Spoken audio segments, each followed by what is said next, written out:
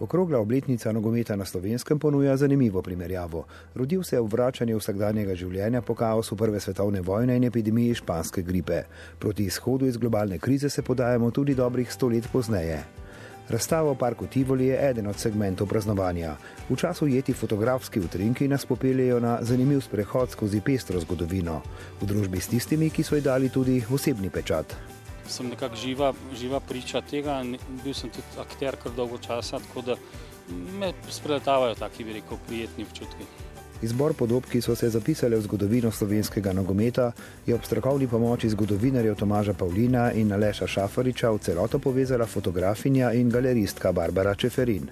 Na razpolago smo imeli 80 panojev in na teh 80 panojev spraviti tako bogato zgodovino v bistvu dogajanja v nogometu na Slovenskem v 100 letih je bil kar izziv.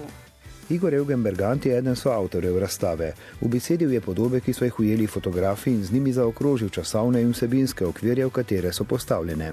Vsaka fotografija ima za seboj tudi res zanimivo zgodbo, tako da bi lahko imeli tudi 200-250 fotografij, pa bi bilo v bistvu še več takih zanimivih zgodb. Slovenski nogomet prinaša svoje vrstne zgodbe tudi iz zornega kota poti, ki jo je prehodil skozi države, ki so tu nastajale in izginjale. Seveda tudi kot nek motor socializacije, integracije na vse zadnje. Mislim, da pač nogomet je tukaj res pomembno vlogo v slovenski zgodovini igral. Razstava seveda ponuja izbor fotografij. Vsak bo našel kakšno, ki ga bo svojo zgodbo posebej pritegnila, katere bi izpostavili sogovorniki.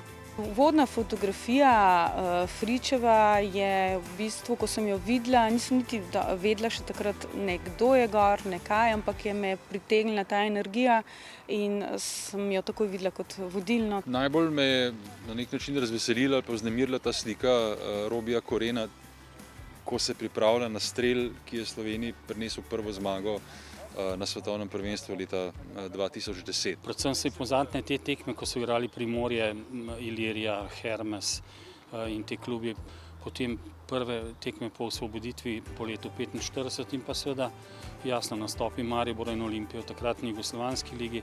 Novejša zgodovina prinaša seveda tudi obsežnejši opus fotografskih utrinkov. Na panojih je jagodni izbor, ampak pot med ljudi bodo našle tudi številne druge zgodbe. Naše upravičilo je, da tako v jeseni izide knjiga, kjer bo vse to dobilo svoj pravi prostor.